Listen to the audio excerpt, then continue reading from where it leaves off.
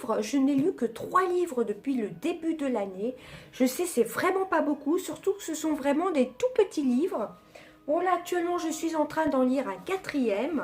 Donc, ça fait un petit moment que je les ai terminés. Je vous avais fait un petit sondage sur Instagram pour savoir si ça vous intéressait ou pas, pour que je vous fasse une revue sur les livres.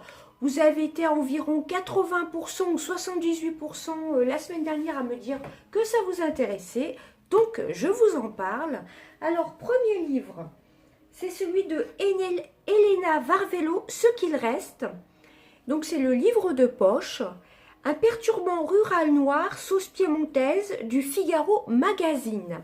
Donc, je vais vous lire la 4e de couverture et je vais vous donner mon avis. C'est parti.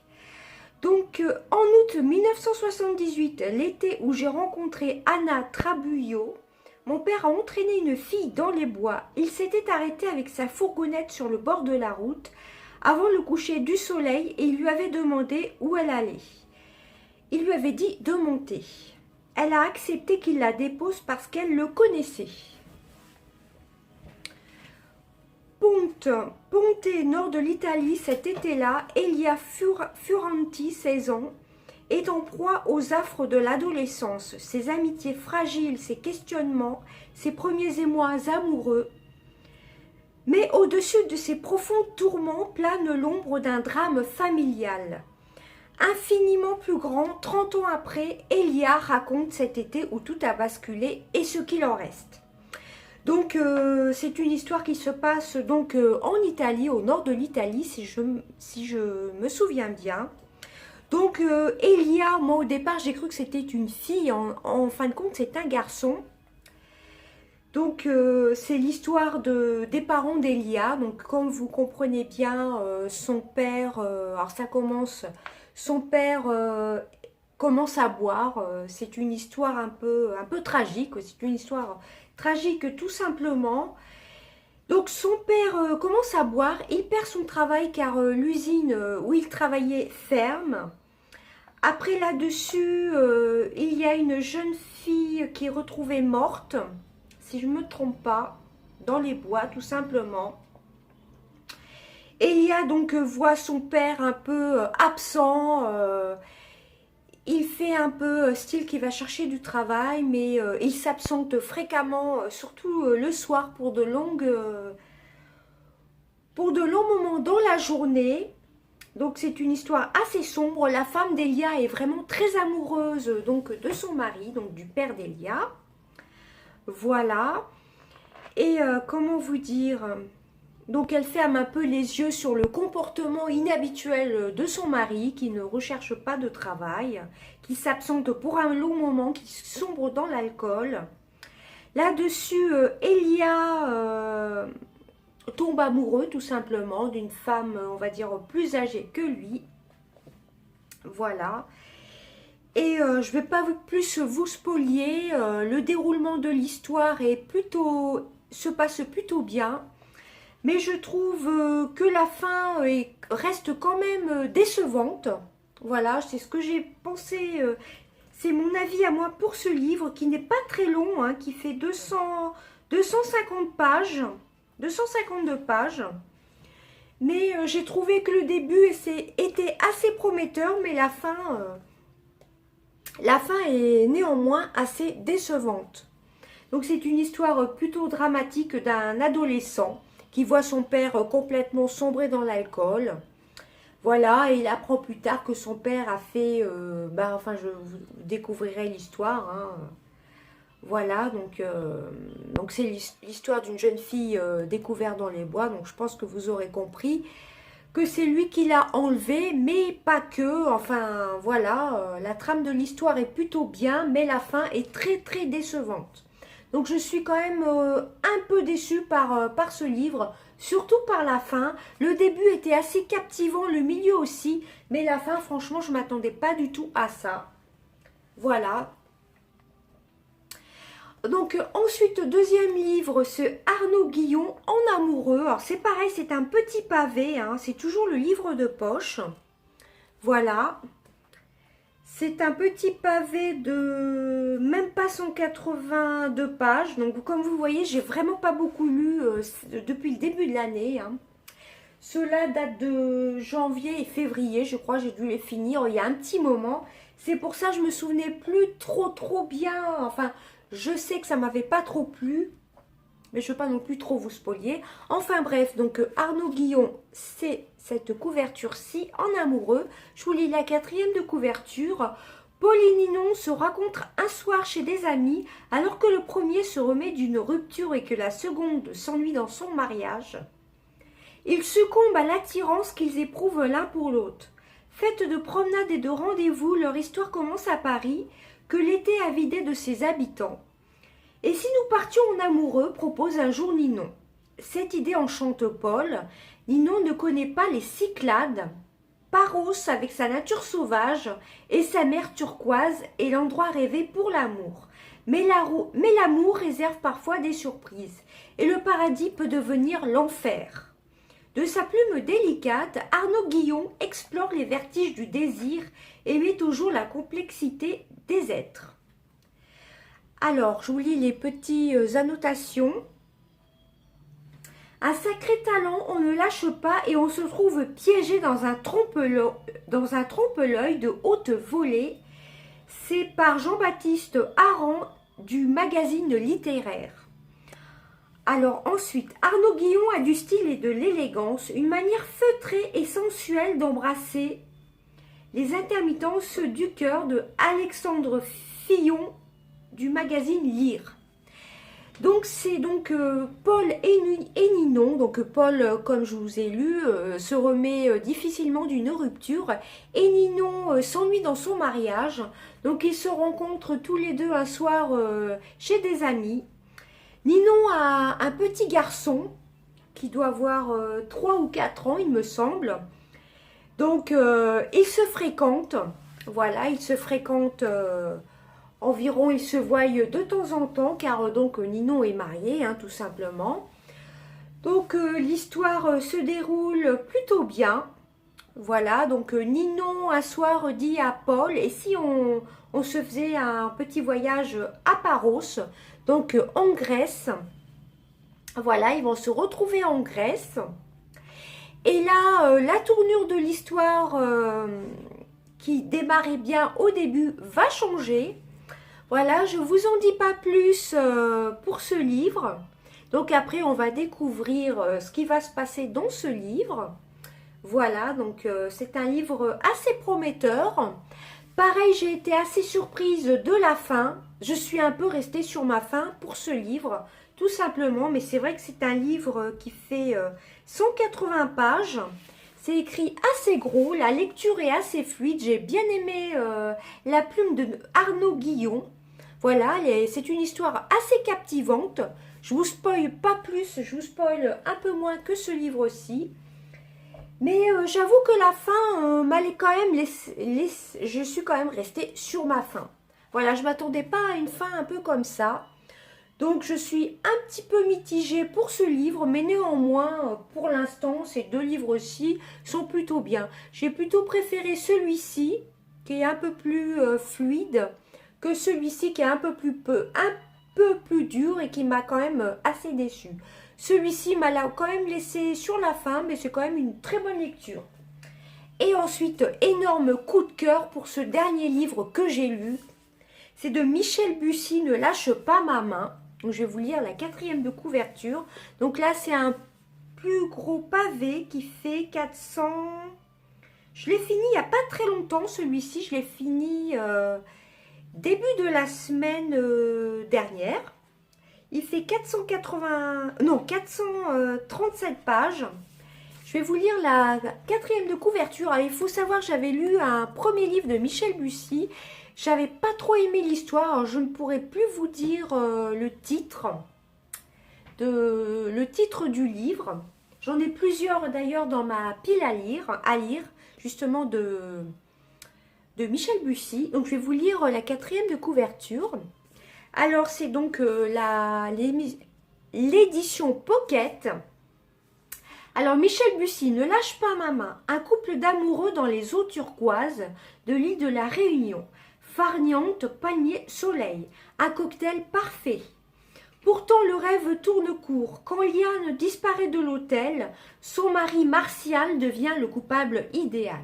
Désemparé, ne sachant comment prouver son innocence, il prend la fuite avec leur fille de 6 ans.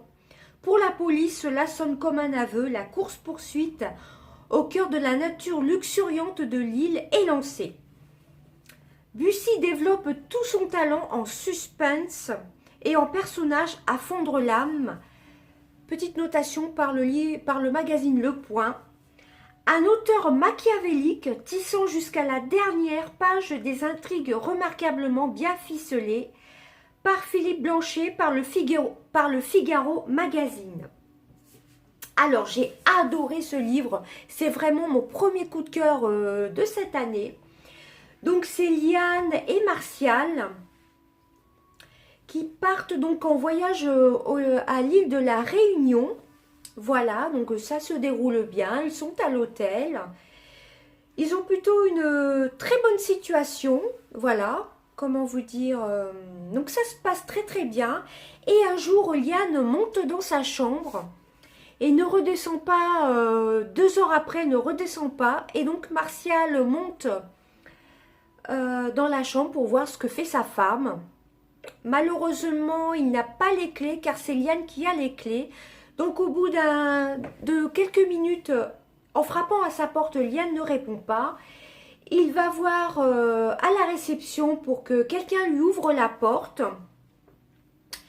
Et là, en ouvrant la porte de la chambre, ils vont découvrir qu'il y a quelque chose qui ne tourne pas rond dans la chambre. Je ne vais pas vous spoiler plus le début du livre, car vraiment, c'est vraiment très très captivant. J'ai trouvé cette lecture vraiment très très captivante. J'ai vraiment adoré la trame de l'histoire. Et donc ensuite, Paul, enfin le réceptionniste, le directeur de l'hôtel appelle donc la police. Là-dessus, ils mènent leur enquête. Et donc, il y a plusieurs indices qui portent à croire que c'est Martial qui l'a enlevé. Voilà, avec plusieurs petits témoignages de différents employés de l'hôtel. Voilà, donc après, il y a un peu une course-poursuite. Comme le dit la 4e de couverture. Martial s'enfuit avec sa fille et là, il va y arriver des tas de péripéties. C'est vraiment un super livre. Si vous aimez bien un peu le style Harlan Coben, un peu le style d'Harlan Coben, on retrouve un peu, je trouve qu'on retrouve un peu le style de Harlan Coben dans ce livre-ci. J'ai trouvé que c'était vraiment bien écrit. C'était à la fois suspense. Il va y avoir 2 cadavres dans ce livre. Donc, je vous en dis pas plus. Hein. C'est vraiment une superbe lecture. J'ai adoré. Et franchement, le déroulement du livre, enfin le déroulement de l'histoire, on ne s'y attend pas du tout. Et la fin, alors là, je suis vraiment restée sans voix pour la fin. J'ai vraiment été très étonnée de la fin de ce livre. Franchement, on s'y attend pas du tout. C'est vraiment super bien écrit. C'est vraiment un très gros coup de cœur. C'est mon premier coup de cœur de l'année 2019 et je vous le recommande. Si vous aimez bien tout ce qui est suspense policier, j'ai adoré ce livre-ci. Du début jusqu'à la fin, on ne s'attend pas du tout au déroulement de l'histoire qui est plutôt bien ficelé et très très bien écrit. Donc vous l'aurez compris, c'est vraiment un auteur que je vous recommande. Surtout pour ce livre-ci, j'ai adoré à 100% de la première page jusqu'à la dernière page. J'ai adoré cette lecture. C'est vraiment mon premier coup de cœur 2019. Ensuite, ma lecture en cours, c'est mon auteur favorite. N'hésitez pas à me suivre sur mon Instagram.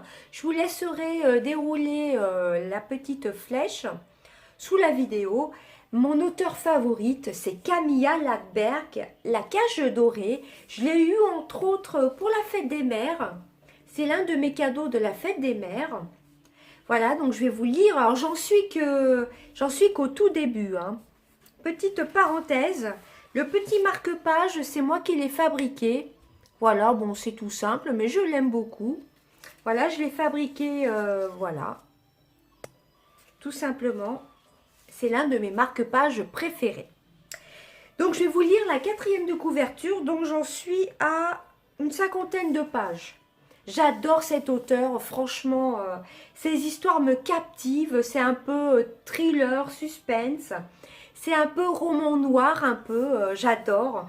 Donc c'est Actes Noir, c'est des éditions Actes Noir, Actes Sud.